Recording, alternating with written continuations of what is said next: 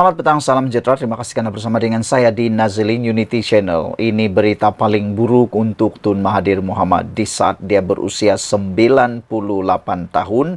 Ini pula derita yang diterima oleh Mahathir Mohamad. Disangkakan beliau kini dapat imuniti, dapat kekuatan, dapat timbul semula selepas tenggelam dalam PRU 15 yang lepas dengan kalah teruk di dalam pertandingan PRU dan paling teruk sekali deposit pun tak mampu diperoleh semula. Kali ini satu lagi berita paling buruk. Kalau beberapa hari yang lepas ada harapan kononnya Mahathir Mohamad boleh timbul semula, boleh menang semula, ada harapan jadi Perdana Menteri sekali lagi, ada laluan yang terbuka untuk jadi Perdana Menteri sekali lagi. Kononnya ada laluan untuk dapat mengembalikan semula kekuatan beliau. Akhirnya hari ini disahkan semuanya itu tinggal kenangan bye-bye semuanya. Boleh cakap bye-bye lah kepada impian besar tersebut. Lagi pula saya rasa Tun Mahathir sepatutnya perlulah berehat sudah atas kerana faktor usia. Namun demikian, yang lebih mengecewakan kita semua ialah persoalan kemarin dalam isu saya ialah siapa yang guna siapa. Adakah PAS yang mempergunakan Mahathir Mohamad atau Mahathir Mohamad yang mempergunakan PAS? Hari ini hampir terjawab jawabannya atau persoalannya, yaitu terlalu pantas menolak Tun Mahathir sebagai calon di Kemaman. PAS kini jelas tak berbudi bahasa. Apa pendapat anda tentang isu tajuk daripada tulisan Sabudin.com ini apabila beliau memberikan tajuk yang amat pedas sekali, yaitu terlalu pantas PAS menolak Tun Mahathir sebagai calon di Kemaman. Satu perkara yang jelas tak berbudi bahasa langsung, memandangkan Tun Mahathir kini menjadi rakan, menjadi peminat kepada PAS yang selama ini dikecam oleh Tun Mahathir. Kini pula Mahathir akhirnya tidak dapat apa-apa pula. Persoalannya sekarang, siapa yang pakai siapa? Adakah Mahathir yang mempergunakan PAS atau PAS yang mempergunakan Mahathir? Hanya sehari selepas digambarkan perlunya Tun Mahathir Mohamad diletakkan bertanding di Kemaman, PAS dengan pantas menolak kemungkinan tersebut.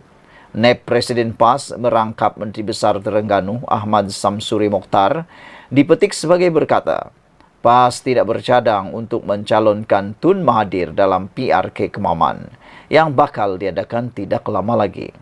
Malah katanya, tidak ada perbincangan dalam PAS untuk perkara itu. Bukankah itu sesuatu yang paling menyakitkan hati Tun Mahathir? Saya rasa Tun Mahathir akan mula terfikir, aduh sakitnya jiwa ini kan, sakitnya tu di sini kerana disangka boleh sudah ada laluan untuk jadi ahli parlimen, akhirnya tercantas di tengah jalan. Dalam hal ini, PAS jelas ternampak kurang berbudi bahasa terhadap Tun Mahathir yang telah mereka lantik sebagai penasihat khas untuk 4 negeri takbirinnya, Kelantan, Terengganu, Kedah dan Perlis, dalam konteks menarik pelabur dan membangunkan ekonomi keempat negeri berkenaan. Sepatutnya dalam kedudukan Tun Mahathir berlapang dada memberi khidmat secara percuma kepada 4 negeri berkenaan dan berikutan timbulnya isu berkaitan. Apalah salahnya jika PAS datang bertanya dahulu kepada bekas Perdana Menteri 2 kali itu, sama ada dia sedia bertanding lagi ataupun tidak. Jika setelah Tun Mahathir menolak dan tidak sedia untuk berganding atau bertanding, barulah dibuat pengumuman mengenainya. Buat sementara ini, tak bolehkah PAS bersikap diplomasi sedikit dengan tidak menolak terus kemungkinan meletakkan beliau sebagai calon di Kemaman? Sebaliknya cuba mencari masa mengunjungi Tun Mahathir terlebih dahulu. Ini tidak. Begitu cepat dan pantas sekali PAS menolak, mengatakan tiada rancangan untuk mencalonkan Mahathir di Kemaman. Bagaimana jika di dalam hati Tun Mahathir sebenarnya sudah bertunas bunga-bunga keinginan untuk bertanding di Kemaman? Sebaik saja diketahui ada PRK di kawasan itu. Tidakkah ini secara tidak langsung mengecewakan Tun Mahathir?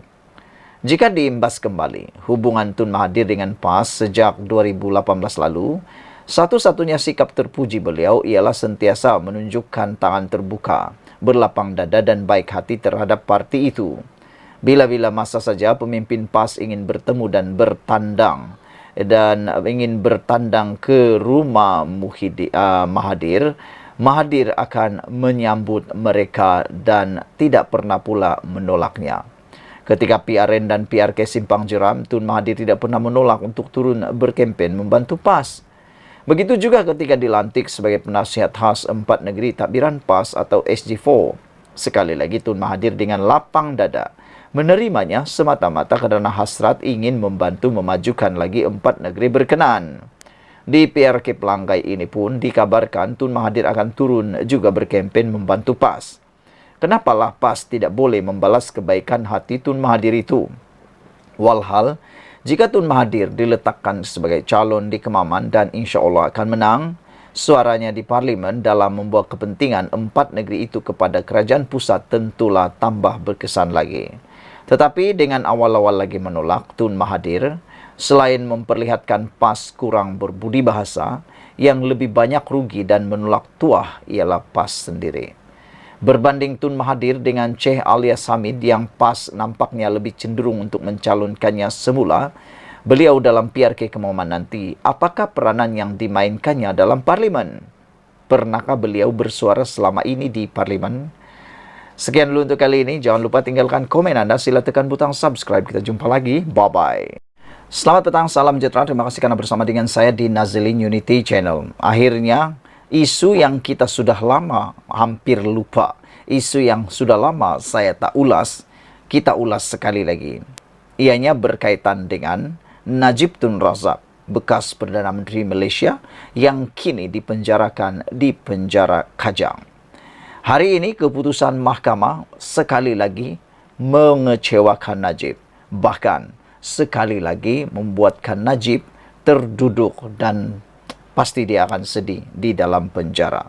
Menjadi persoalan kita juga ialah bila agak-agaknya Rosmah Mansur akan selesai dalam isu rayuan beliau. Kerana seperti yang kita tahu, Rosmah Mansur pun sudah dijatuhkan hukuman bersalah terhadap kes beliau.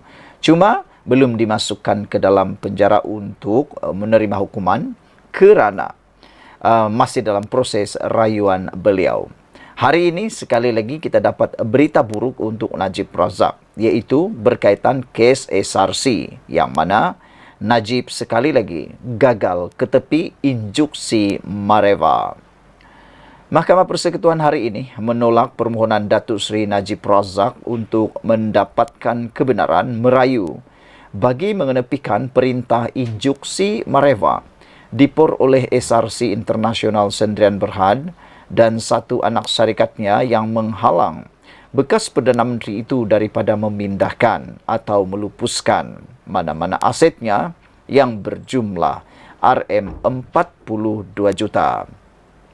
Panel 3 hakim terdiri daripada Tan Sri Nalini Padmanathan dan Datuk Nordin Hassan dan Datuk Abu Bakar Jais tidak memberi kebenaran itu kepada Najib yang mahu meneruskan rayuannya untuk mengenepikan injuksi Mareva tersebut.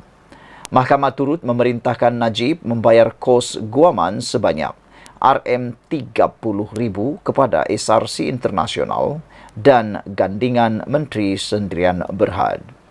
Nalini yang menyampaikan keputusan mahkamah berkata, undang-undang yang digunakan oleh Mahkamah Malaysia sejak 40 tahun lalu adalah jelas berkaitan ujian untuk dipertimbangkan oleh Mahkamah Tinggi sebelum memberikan injuksi Mareva. Beliau berkata tiada keperluan bagi Mahkamah Persekutuan menyemaknya semula.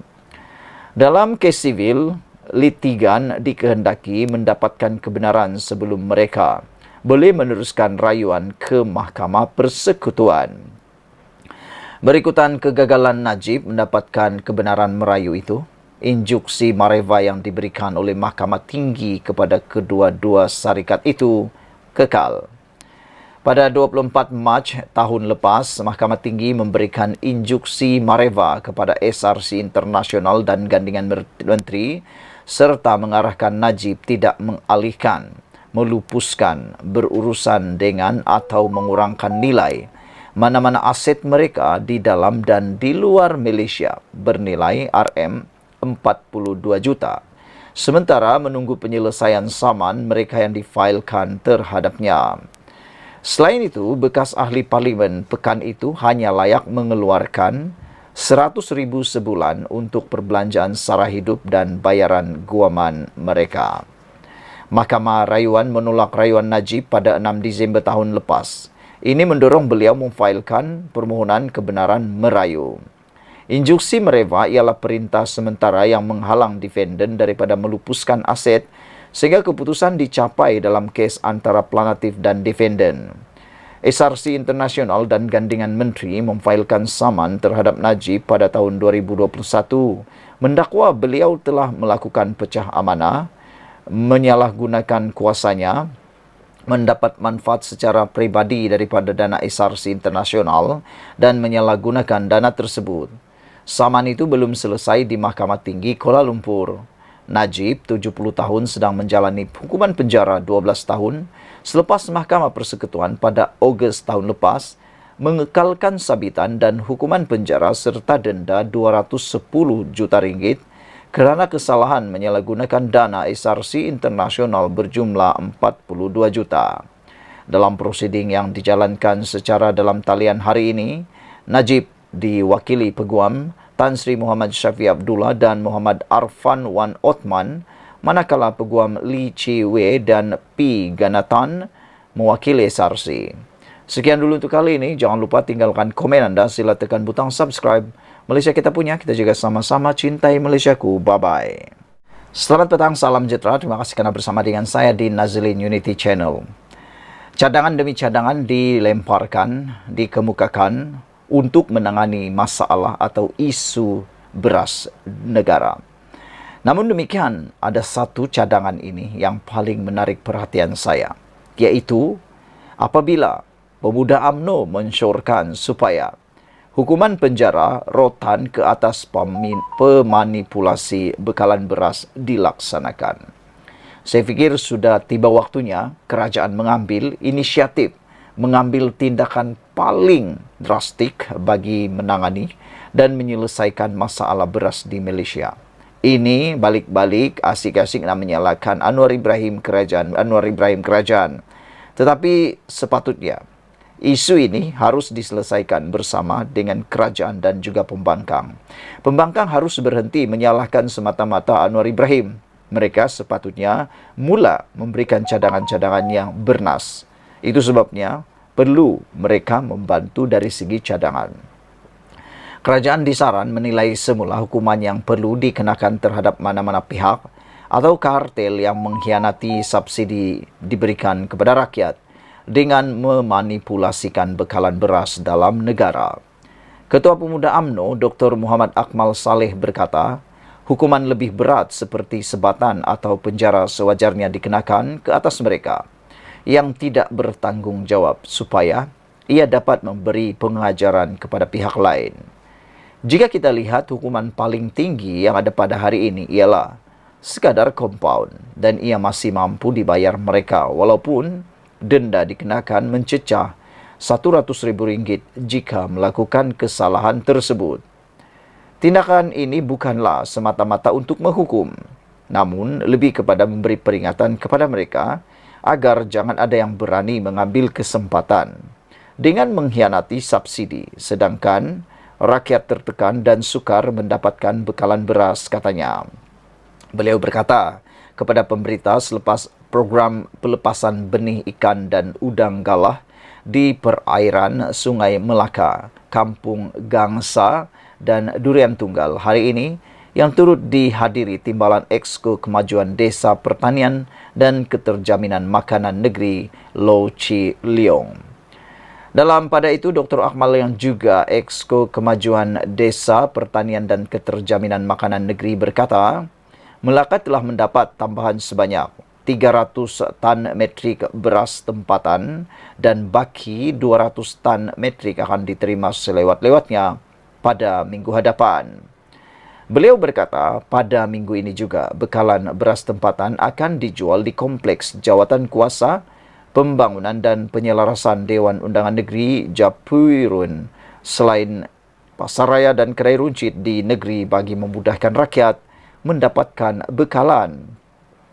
Tiada pembelian panik berlaku di Melaka kerana kalau kita lihat, bekalan beras tempatan pun sukar didapati. Cuma saya minta rakyat Melaka tidak membeli beras dalam kuantiti banyak.